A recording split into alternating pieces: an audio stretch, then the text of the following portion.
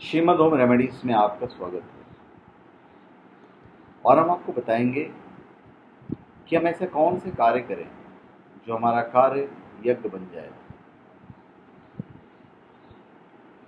वेद में कहा गया है, जो सर्वाधिक प्राचीन ग्रंथ वेद है, कि तुम्हारा कर्म हवन बन जाए।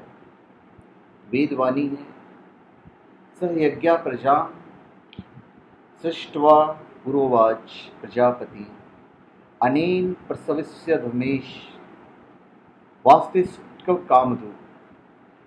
अर्थात प्रजापति ने जब सृष्टि की रचना की, कल्प की रचना की, तब उन्होंने एक यज्ञ किया और प्रजा से कहा कि इस यज्ञ के द्वारा ही तुम आगे बढ़ सकते हो, ऊंचा उठ सकते हो, अपनी उच्च कामनाएं पूरी कर सकते हो। भगवान श्री कृष्ण कहते हैं कि इसीलिए यज्ञ करना सीखो। यज्ञ ही तुम्हारा सर्वश्रेष्ठ कर्म है।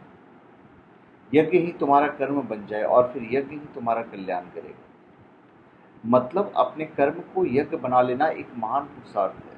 अपने कर्म को अभी विचार आपको करना है कि कर्म यज्ञ कैसे बनेगा। हमारे देश में ऋषि और मुनि यज्ञ और याग करने वाले उच्च श्रेणी के दिव्यात्मा लोग थे। यज्ञ याग हमारे देश में बहुत होते थे, उसके बहुत सुंदर परंपरा थी। भगवान कृष्ण कहते हैं कि प्रजापति ने जब संसार की रचना की, दुनिया को सही ढंग से चलाने के लिए उन्होंने जरूरी नियम और कानून बनाए।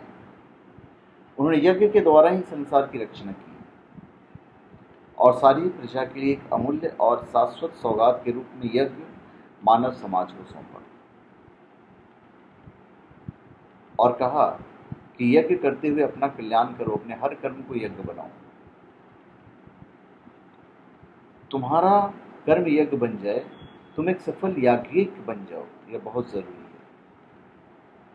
एक अच्छी चीज आप ध्यान दीजिए, जब भी व्यक्ति हवन करता है तो उसकी सुगंध को समेटकर अपने घर में कैद नहीं रख सकता।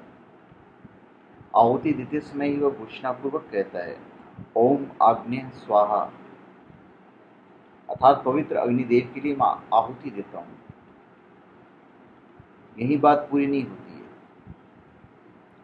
ऋषि आगे कहते हैं, इदम आग्नेय इदम नमम, जिसका अर्थ हुआ कि आहुति अग्नि के लिए समर्पित है, मेरे लिए नहीं। ओम इंद्राय स्वाहा, ओम प्रजापत्य स्वाहा, हम सब चीज दूसरे को दे रहे हैं, हमारे लिए कुछ भी नहीं है। और साथ में हम कहते हैं इदम नन मम, ये अवश्य कहा जाता है। इसमें बड़ी सूचितापूर्ण ढंग से और आत्मीय भाव से यह जरूर कहा गया है कि आहुति शक्ति के लिए है, इसमें मेरे लिए कुछ भी नहीं है। तो परोपकार के लिए किया गया जो भी कर्म होता है वो जन कल्याण के लिए होता है, जिसमें आपका कोई स्वार्थ नहीं है। यह कर्म संपूर्ण ब्रह्मांड के लिए होता है। यज्ञ की समस्त प्रक्रिया चर अचर जीव जंतु और प्राणी मात्र सभी को समर्पित होती है। अंत में मैं ये भी कहना चाहूंगा, सभी लोगों के कल्याण के लिए जो भी हम कर्म कर रहे हैं वे सब के सब यज्ञ हैं। सेवा यज्ञ है, पीड़ा निवारण का कार्य यज्ञ है, रक्तदान यज्ञ है, शुद्ध हवा और जल की व्यवस्था के लिए वृक्ष का रोपण करना एक यज्ञ है, विद्यादान एक महान यज्ञ है, पद्मोन्मुख सोच को ऊंचा उठाकर किया गया पतन निवारण का कार्य एक उत्तम कोटि का यज्ञ है।